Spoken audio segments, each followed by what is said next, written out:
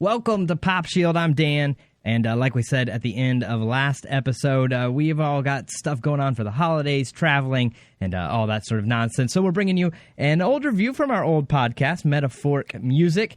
This is a review of Prince's Purple Rain. We thought you'd enjoy it after our review of 1999 last episode. Go ahead and check that out if you haven't yet. So here you go. It's our review of Prince's Purple Rain back from 2017, I believe. Enjoy. First review this week, Prince, Purple Rain. Just to remind you, on Pitchfork Reviews things, they review them on a 0 to 10 scale, somewhere on 8.2 or 8.3. They give it a BNM if it's a new release, or a BNR if it's a reissue of an old album, anthology, greatest hits, something like that. So, Darren, what do we got first?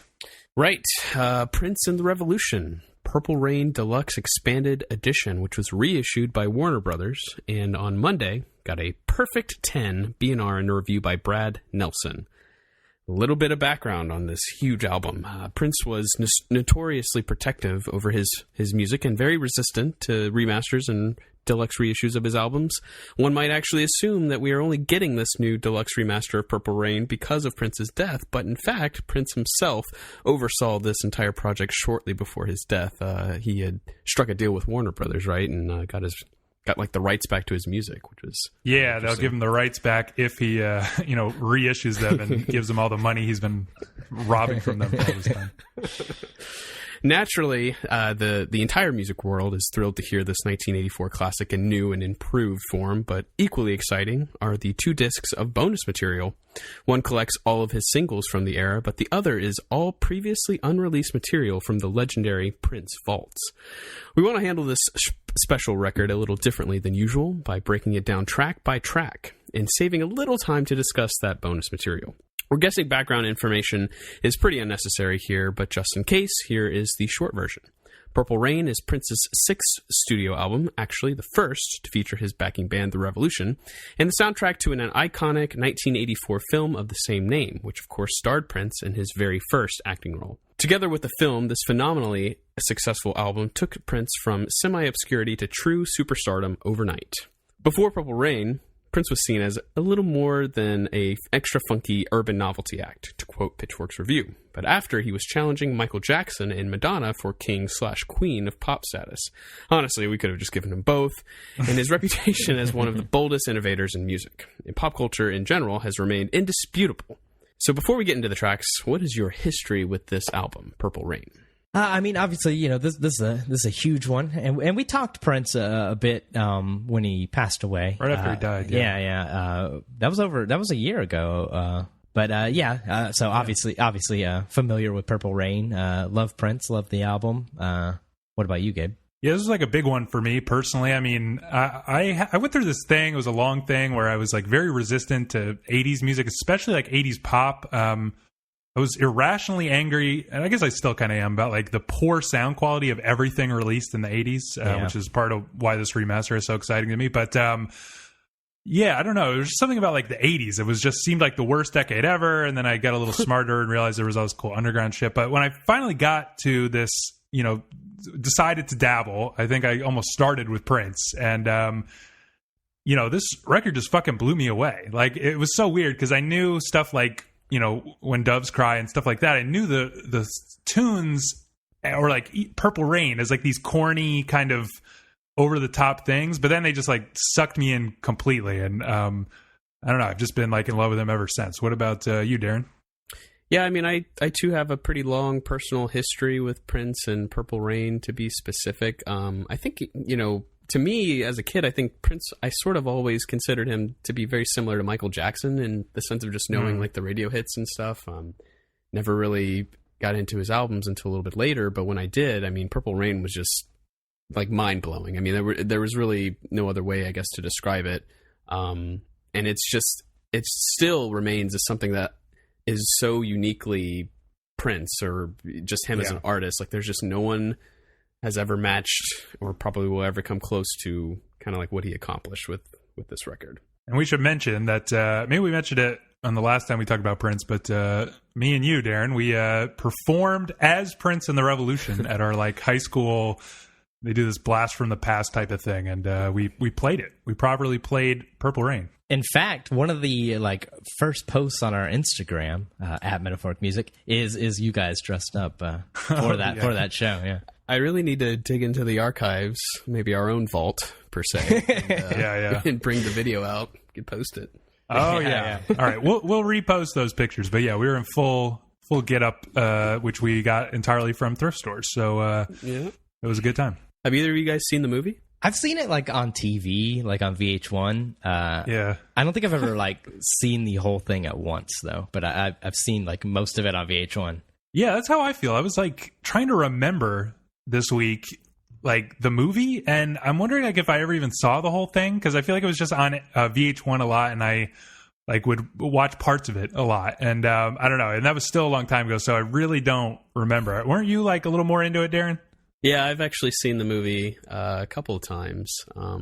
It's been a while, but I definitely remember thinking that Prince was extremely short, which it's obviously true, but he's very short in the movie as well, because I think the girl that he's after is either just as tall or maybe taller than him.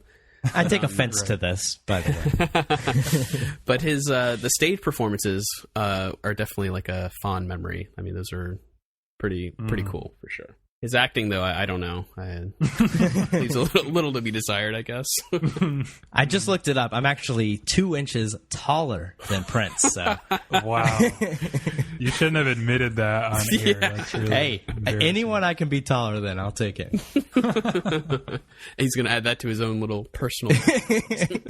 He's 2 inches taller than a man who has had more sex than any other human being on this. Yeah, that's good. That's good. There you go. Not bad. All right, should we start breaking it down? Yeah. Let's do it. Let's Go Crazy. Track 1. I guess we should try to describe the sound of this track. It's hard to describe things like this. We talked about it with Sgt. Pepper and OK Computer.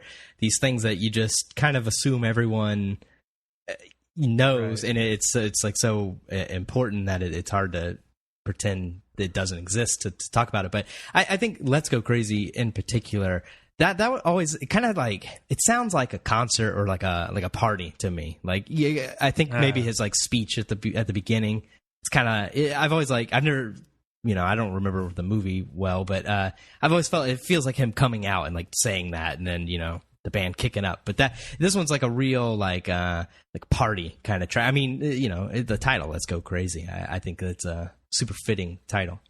Yeah, I mean, I think it's one of the best intro songs probably ever. Yeah, I'll agree with that. One of the things I love about this album is how tidy it just feels, so well put together. This is a great intro song. It wouldn't go well anywhere else on the album, other than the very beginning. And it's just such a great way to introduce you into this world. You're immediately sucked in, and he kind of never lets go, until the very end.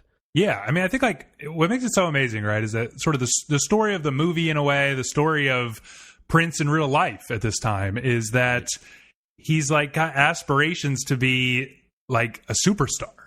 He's this transcendent genius, but he's just not on top, and he's fulfilling it. When you listen to this album, you're hearing him fulfill it in real time, and just the confidence of coming out with this song, right? Coming out first with this song, it just sounds like a superstar. He's just carrying himself that way. And, it's wild that it starts off with this weird eulogy or something to life and da-da-da-da. But then, and that's just so Prince. But when it kicks off, I mean, I think that Prince was aware, Pitchfork's review goes into this a little bit, but he was really aware of what was big at the time, which was stuff like Springsteen.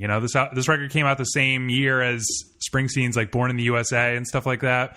And it's almost like Prince was hesitant to do that, but was all right, you guys want some fucking Springsteen-esque rockers? I can do that better. And it's got that classic, almost Springsteen, dun, dun, dun, the way he kind of does his riffs. It always reminds me of. I mean, I just feel so much this is genuine determination to take over the world and him accomplishing it. You get to hear that happen. Yeah, it's almost hard to believe that, you would describe Prince as semi-obscure. before this album because It's a weird thing to think about. Yeah, it just sounds like he is already the biggest name in music when you come out with something like this. And it's just such a great like party song, you know? I mean, it really sets the mood. It sets the mood, I should say.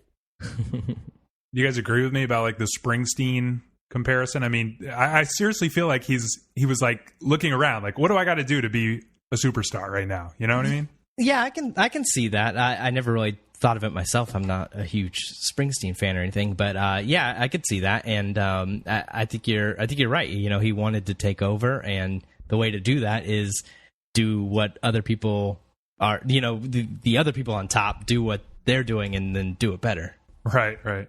And he shreds on this fucking song. Yeah, I think that's something. I think we've talked about this before, but that's something like people forget about Prince is that like he is like the best guitar player ever. You know, like you don't think of that when you think of Prince. You don't think guitar. I don't think, but you know, he'll surprise you. Well, and I mean, I don't think he lets like the guitar like dominate any song really. It's kind of just whenever he feels like adding it in there, he does something incredible. And I would say that like with this remaster, my God, it sounds like so much better. Like I know. I was thinking like if like a lot of people don't recognize how great of a guitar player Prince is because his records sound like so thin and shitty, but you know, now that it's being remastered, it's like just the guitar is incredible. Like the crunch of the main riff of this song is awesome. And again, like I feel like he's just like, all right, you fuckers like Van Halen or whatever, I can do this way better. Like he's just owning this.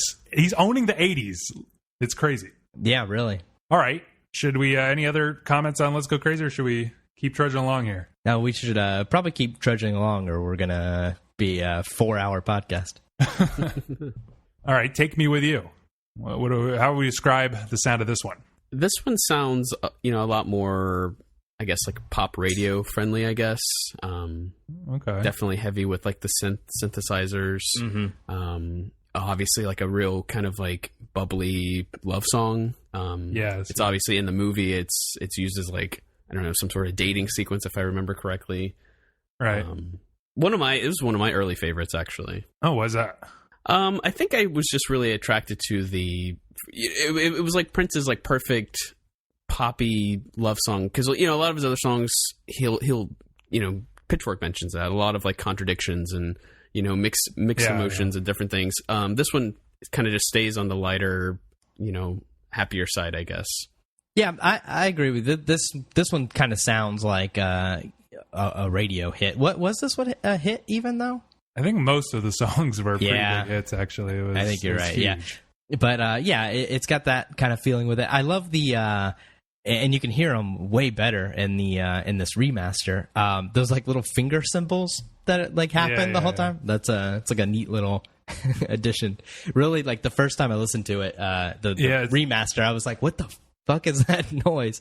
I don't think I'd ever noticed that before. Dan always noticing. Those little autistic things. I liked it though. Yeah, no, it is great, but I don't know. I mean, it's a good example of like the weird psychedelia that runs through this whole record, and the coolest part about this song to me is like the acoustic guitar. So it's like this, you know, lush, like synthy, like bouncy thing, but there's, you know, kind of like I don't know, it just sounds like who would ever think to put an acoustic guitar on a song like this? And it's got like sort of a full, like sort of rich, deep, like chord sound to it. Like the chord he's playing it's not like just a power chord of C or whatever, you know, key the song is in. It's like this, like, I don't know, kind of moody chord. And then those little like, you know, finger picky parts, like, it's like a weird twang. I mean, just combining like these lush synths with, and of course, like Prince is like sort of in the background vocally here. It's right. Like more of Apollonia's song or whatever, but it sounds like sort of a bunch of girls. And, you know, the combination of like this weird folksy, twangy acoustic guitar with like these lush synths and these like girl group vocals. I mean, it's so psychedelic. It would fit on Sgt. Pepper's or something. Yeah, that one definitely has like the psychedelic tinge to it, which I think goes with your point of you know, like you said earlier, Gabe, with Let's Go Crazy, like him just taking things and doing them much better than other people were doing them at the time. Yeah, I mean, and I think this is also a testament to just Prince as an artist. Like, I'm sure that the Revolution contributed like ideas and thoughts, but to me, like, this is, Prince as the architect, kind of putting all this together. And when you read things like he had like 100 songs or something prepared for Purple Rain, the fact that these 9, and I don't mean to talk about all the other songs, but like every song just seems like it was handled so preciously and so, perfected. I know. And with such perfection, you know what I mean? Like he really intended to let me like write the best, most perfect like pop record, like there's no I don't know, it just doesn't seem like he ever goes off the rails. Like everything is like perfectly thought out, you know what I mean? Mm-hmm. Yeah, it does. And it's like, but it's so weird because, like on the previous song, Let's Go Crazy, it's like, it's kind of a rocker, but it's done in like a very Prince way with like very like strange Prince aspects to it. So it's not just like a straight up Springsteen meets Van Halen thing, but it's just awesome that he's like, I don't know, switching to like this weird psychedelic thing. I don't know. He's just like so into like arrangements. And so, speaking of all that, I guess we move on to the beautiful ones. I guess the reason we're going song by song kind of is because every song in here is so different from each other. I mean, to describe the sound of Purple Rain would be like as an album would be damn near impossible. In fact, Pitchfork's review makes some good comments about how like it doesn't even mix genres. It just like is a way. It doesn't have anything to do with genre. It's like free from any restraints of genre. Well, I mean, it's almost like a genre in and of itself. I mean, right? Like, if I'm referencing Prince or like another artist sounds like Prince, I'm probably referencing Purple Rain in some way. You know what I mean? Mm-hmm. Yeah, and like when I say like Let's Go Crazy sounds like these other artists, kind of like not really. It just sounds like Prince doing that, but it sounds like it's not, or you couldn't classify it as like a Springsteen type rocker. You couldn't classify anything here very easily. So easier to take it song by song. And the beautiful ones.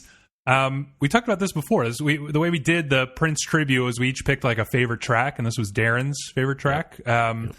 So we should go through it again. Maybe our feelings have changed in the last year, but this is one of the songs along with Darling Nikki and When Doves Cry that Prince actually literally plays every single instrument on, which I didn't know before. Wow.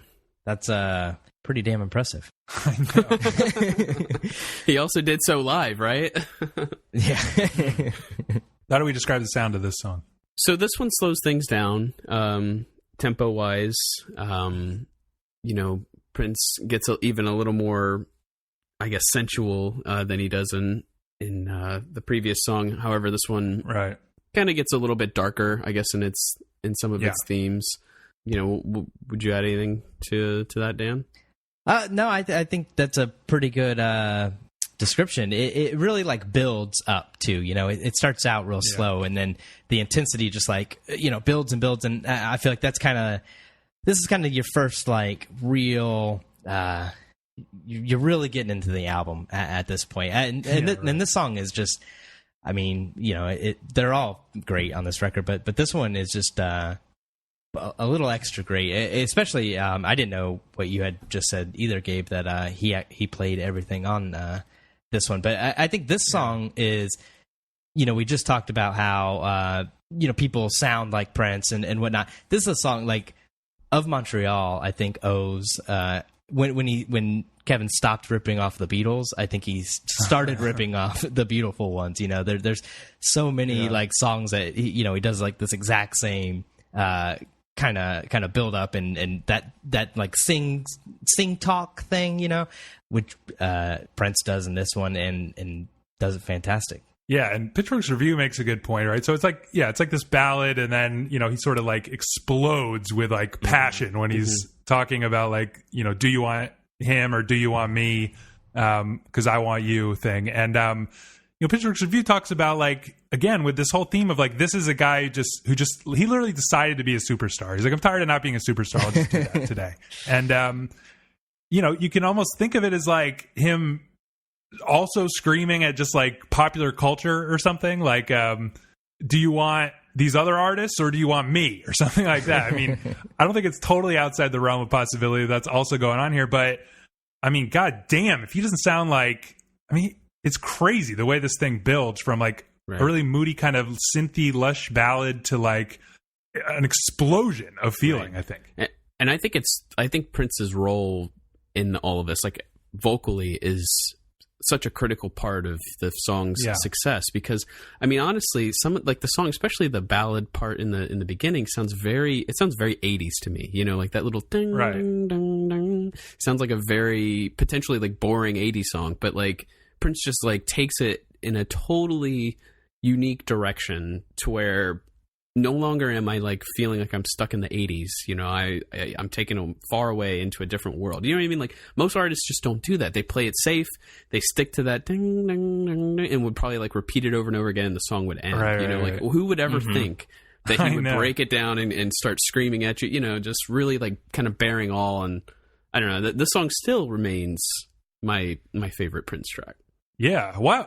Just real quick before we move on, why is nothing that Prince does corny? Like, doesn't it feel like a lot of what he does should be corny? It should be. Absolutely should. I think it's because he just sells it so well. Like if you just believe, you know, like, you know, like some people can wear like a silly outfit and like, hey, you know, they just own it and it works. That's like Prince's entire life. Like Prince, he is like a silly outfit, but I mean, he just, especially, I mean, we talked about, he's like this tiny little guy and stuff. Like it would be very easy for him to just end up in the, you know, what is this character doing? But I mean, you just believe him. You believe that what he's doing is the coolest shit that's ever happened. And I know, you know, and I think that's part of the reason why, you know, like Dave Chappelle's like skit on Prince is so funny, because you have this like in the back of your mind, you're just like, this.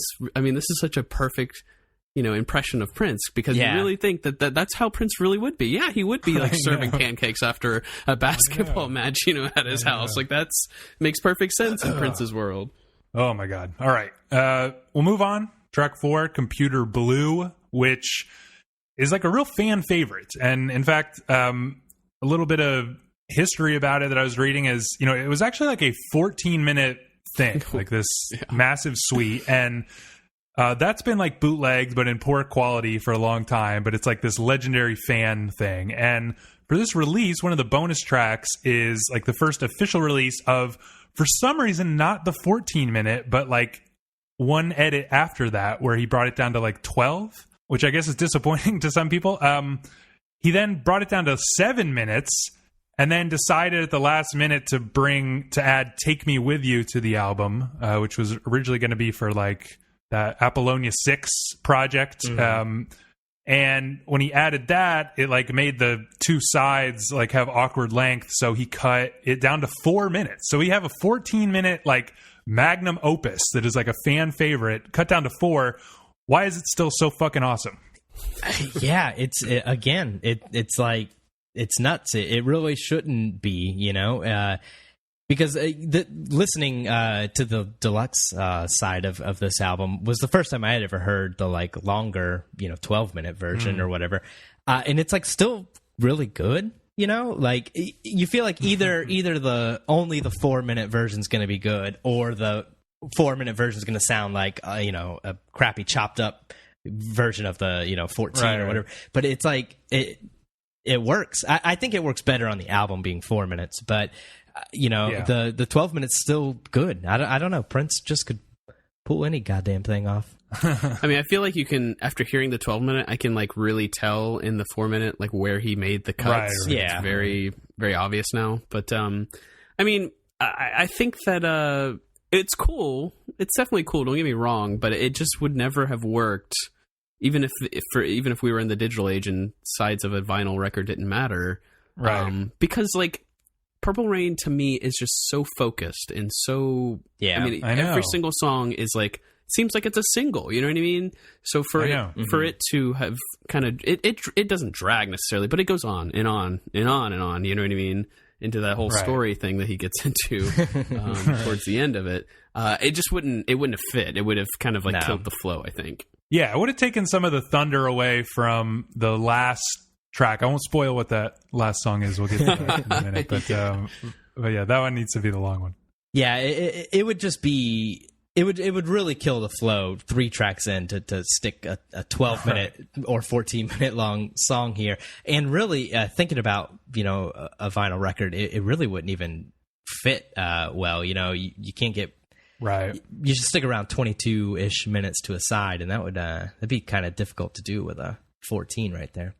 Yeah, well, theoretically, I guess "Take Me With You" would have been gone, but God, I was reading. He had a couple different track lists for this record, and like I just feel like we like averted disaster. Like it ended up being perfect. I'm like so relieved that nothing is different. But Yeah. On that topic, Computer Blue is a good example of how I swear to God, every second of this record is perfect. Like you said, Darren, he cut, just the perfect amount of things out, and everything is just like so carefully crafted. Like the little, sort of the outro, but it's really kind of like the bridge part of the song, And in fact, on the bonus disc, we get Father's Song. He actually co-wrote that part with his dad, but, it's like a piano ballad version. Oh, he was like, this is a beautiful piano ballad. I'm going to turn it into like some like music out of Sonic the Hedgehog right now. And, it's like, it's so fucking good, that part. And it just feels like an afterthought. You know what I mean? I know it definitely wasn't because the song was actually so long. But I guess then it's just one small part of a 14-minute thing. But the fact that like just that little bridge that lasts for like 30 seconds is that amazing. I can't even understand it. Yeah. I was going to ask you guys, like, what part of Computer Blue is your favorite? Because it feels like maybe 3, miniature songs in one. Yeah, I would say, and I think the outro may be my favorite. Like, I just love. I love to. I start Computer Blue like anticipating that incredible outro. I know. Yeah. It's fucking amazing. Yeah. And then when the guitars start harmonizing at the end of that part, like, I can't fucking take it. Which was like, I guess in the extended one, the solo is just like doubled or something, right? Because like when I first heard it, I was like, wait, where's the harmonizing guitar? Right, but it comes in like a little bit later. Thank you, Prince, for cutting that part. All right. We should move on to Darling Nikki. This is a big song. I looked up a lot of background information about all the different songs, so I'll share a little trivia.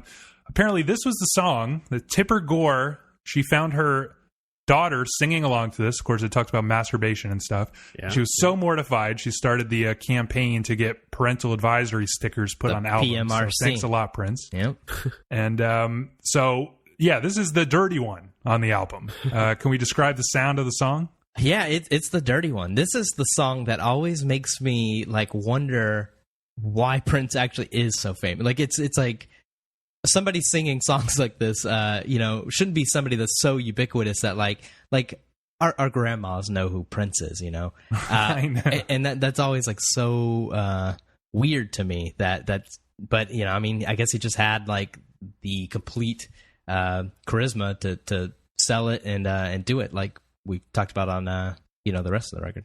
Yeah, to me, this is the song that sort of allows Prince to sort of transcend like sexuality, to just be beyond masculine or feminine. Like he's just Prince, you know what I mean? Like, and this is, if anyone ever had a question about that, like I would say, listen to this song and this is Prince right here. Like this is Prince 100%, and in the movie, this is probably one of the coolest performances. When is it Apollonia, I guess, in the movie too? Yeah. So she's done some stuff or whatever. And she shows up at one of his shows and he's performing the song and he just goes nuts on stage, which I imagine that's probably what it would be like to see him live. I mean, he's like humping and it's just it's great. It's fantastic. This is a very sexy fucking song. And we get the like infamous double bass part again. This is one of the songs that Prince plays every instrument on, so he's fucking killing it. Oh really? Double bass. That's him playing the drums. Metalheads, how it's done. It is. God, yeah, that's awesome. I was gonna say the drums on this song are like super rad, and I know, and so much so in this new remaster. Like you can really, especially that double bass part, you can like actually hear it. It sounds like a well-tuned, nice drum. But yeah, man, I didn't know that was Prince playing that. That's impressive. I know, and I don't know, when the double bass starts coming in, for some reason, sounds like the audio equivalent of like strobe lights going off. I just can't listen to this without thinking of like, that's where strobe lights hit, and it's like, so fucking perfect. Okay, a big one. When Doves Cry. This was like Prince's first number one single. This would have came out. It was the first single from the record, and so it would have been like literally the moment that everybody realized Prince was a god. How do we describe the sound of this iconic song? It's very bassy. So much bass.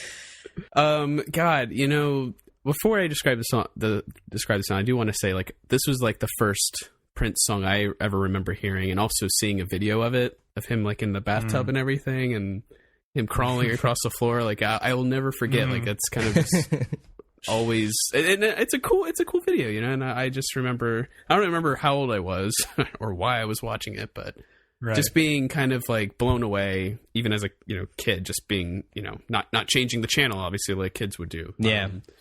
And that's, again, a testament to Prince's power. As far as the sound, I mean, it's actually like a very just very drum heavy song, I would say. Very minimal. Yeah. Compared to the rest of the album, it's like very interesting how this has very little going on in it.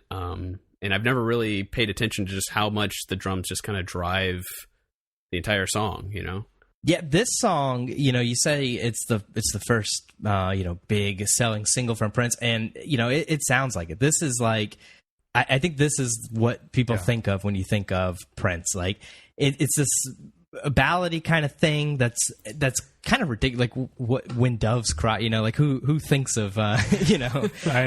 Of such a statement? But it's this would be a cheesy. This should be cheesy. It should be cheesy. Yeah, but when doves cry is just such a like Prince sentence, like exactly like Darren said, like if anyone except for Prince made a song called When Doves Cry, we would be making fun of it right now.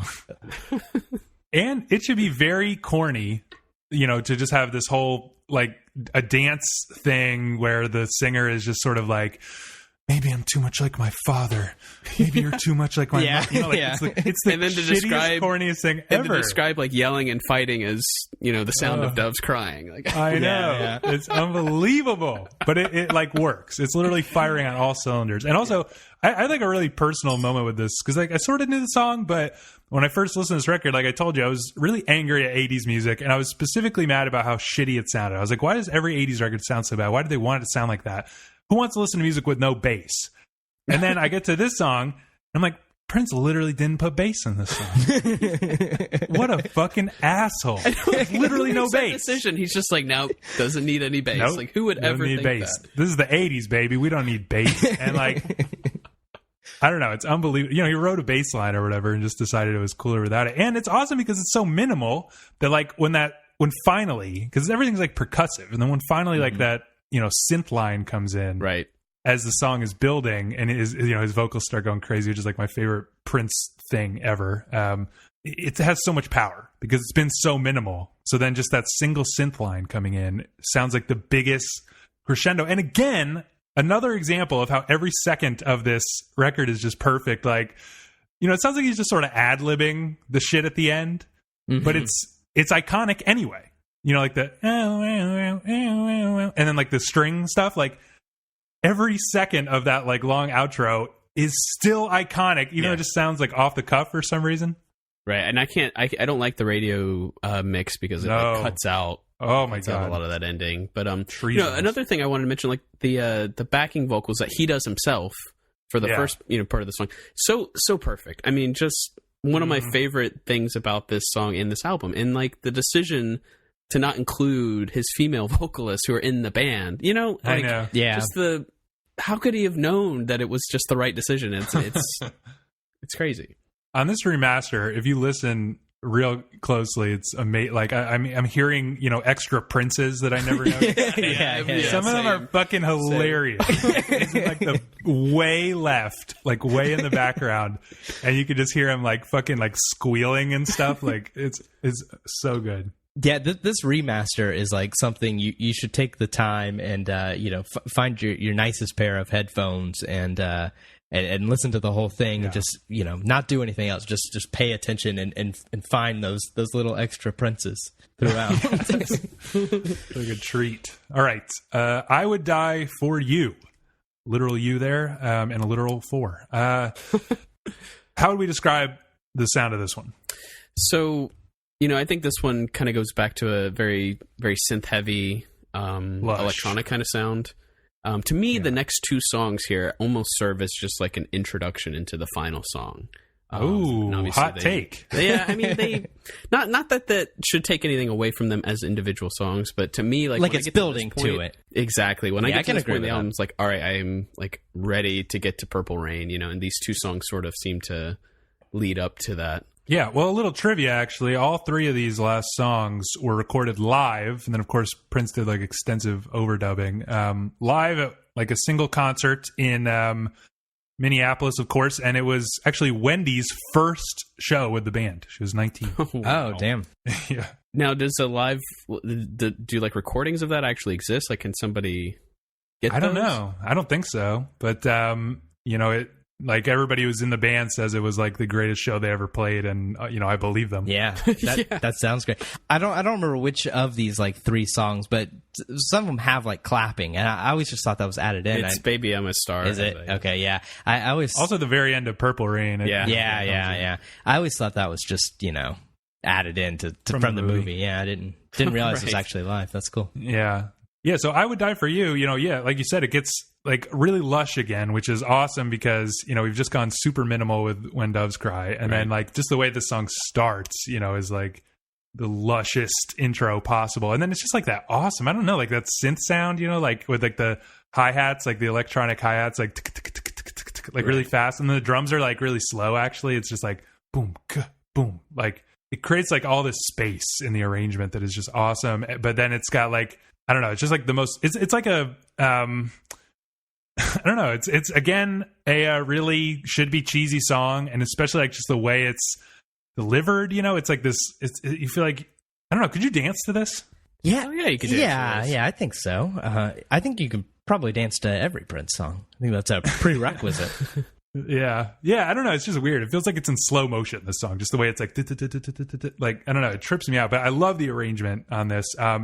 But I guess you're right. It flows almost directly or literally directly into Baby I'm a Star. So I guess we can do the same here. Baby I'm a Star. How do we feel about this? Well, I mean, I think the title, like we've talked about, like this is Prince deciding that he's a star, and he's saying it here as directly as possible. I think this is, him coming out and saying I'm the the biggest thing right now. Fuck Michael Jackson and all that. Yeah, I think this song kind of like almost is like a reprise of Let's Go Crazy. Like it calls back to that introduction, and I think it's the perfect setup for the dramatic conclusion. But because we go through all these like very personal like relationship kind of songs and everything, and then we get here and it's just a declaration. You know what I mean? Yeah, and it's like, he's basically it blows my mind because he's basically like, proclaiming, like you said, I am a superstar now. I just did it. You just heard it in those songs. And we haven't even gotten to Purple Rain yet. Yeah. And he's right. Yeah, exactly. He's still right that he's the greatest ever already, and we're not at Purple Rain. I just can't get over that. But you're right. It's like a rocker. It is a great like hook. Yeah, it just has that quality of like almost like a victory lap to it, which is awesome because that means he decided he had conquered the world on like track 7. 8 is the victory lap, and then 9 is like the I'm even better than just that. Like cementing it in there. Yeah. But it has that quality to it, and it's it's just fantastic fun. It adds a beautiful symmetry to the record, kind of playing off of Let's Go Crazy, but then flows perfectly into Purple Rain, the big one. So where the hell do we start with this? Yeah, I mean this is a song that just if the previous 8 tracks didn't show you how great Prince was, this one will. I mean, it's just like it's how long is the song? Like 8.5 minutes, and it just like builds and builds and builds, and it's just like I mean it's just so perfect. It's really just hard to even explain. I mean, if you're listening to this and you've never heard the song Purple Rain, go ahead and pause it and listen to it. Yeah, I mean, I would almost, even though I mentioned that The Beautiful One's my personal favorite, the title track here, Purple Rain, is worth the price of admission. Like if you don't hear anything else by Prince, like this is the one song you should hear. And actually, I would put this song up against Hey Jude from the Beatles. The reason why I do that is, you guys remember when Prince played at the Super Bowl, however long ago that was. Purple Rain was like probably the shining moment. The entire stadium singing it along with him. It literally rained. Yes, literally rained. I mean, this song it's powerful. I know, like brings a whole world together. I mean, it's a great song. It's like genuinely moving when it has no business being, just like all these other potentially corny songs. I mean, this is like genuinely so moving. And like, I feel like I knew this song from like parodies of it or something before I actually heard it. And then when I actually heard it, I was like, I feel like weeping or something. It's so real. But it's got it's this incredible arrangement where like, it's just like these again with like the real psychedelics of this, and just obviously like the phrase Purple Rain brings like sort of a psychedelic thing to your mind, but just like the like woozy guitars and just like the emptiness of the drum beat and everything, it's like incredible. And then we keep going, and again with this thing, it just blows me away every time, where like there's not a wasted second on this record, not even on this 8.5 minute song, where like every part is perfect and iconic. Like the the guitar, like that's iconic, and then we get to like the like that's iconic. Yes. The string outro is iconic. Like there's not a second wasted, and it's like almost 9 perfect minutes. Exactly. Yeah, it's the kind of song where you get lost in it and you don't realize it's been 8.5 minutes. You know what I mean? Mm-hmm. And it's a song that I'm sure all three of us could just recall from memory, like very easily, the entire song. Yeah, it's one of those things. How many? It's one of those things, like if you can just think about it and you could play the whole song in your head, like perfectly. I always think about, have you seen that meme that's like, if somebody holds a gun to your head and they say you have to recite all the lyrics of a song, and if you mess up at all, they'll shoot you. Yeah. I always think like, I just do Purple Rain. It'd be so funny. Okay. I do all the squeals and shit. I think too. you pick a 9-minute song for that situation. That's ballsy. It's ballsy. I like that. Real smart. Yeah, I know. Yeah, hold on. There's a guitar solo before the hoo-hoo part. Just give me a I'm going to be doing the air guitar until we get there for sure. But okay, so in the time that we've been talking about this, I guess you basically could have listened to the album yourself. But final thoughts about the whole record? Any final thoughts? I mean, it's just again, it's weird. The past 3 weeks, we've talked about 3 of these, perfect records that are just juggernauts. Juggernauts of their era. I mean, Sgt. Pepper, the '60s, OK Computer, the '90s, and I mean, I think this is the big one of the '80s. Yeah, I don't know. I mean, there's not much else to be said. I mean, this. It's such a perfect album. It's an album that I could revisit at any time. The remaster is by far the most definitive version. Like you should never listen to anything else. I guess I would say, before we get into, a little bit of bonus stuff, like, the Pitchfork review did mention like that Purple Rain was also recorded live. You mentioned that too, Gabe, and that it was actually originally 12 minutes. Like, right. God, I am a little bit curious to know what some of that sounds like. Do you guys think that it would like change your thoughts on how the album is, or just make you appreciate what we do have? Yeah, I don't think it would like change my opinion. It's neat to hear. I like to hear people's like processes. Like I really love those Bob Dylan things they've been doing, where they just released every single thing that he recorded for an album. Right. It's just really cool to hear. Especially somebody that's like such a genius like Prince or Dylan. Like, how did you decide from those 12 minutes what 3 minutes needed to go, 3.5 minutes needed to go, that's just super interesting to me. Yeah, this one sounds a lot less like edited than I guess like Computer Blue, you know what I mean? Like I could. Yeah, it's harder to think of any point where you would change. Yeah, I mean, I think you can.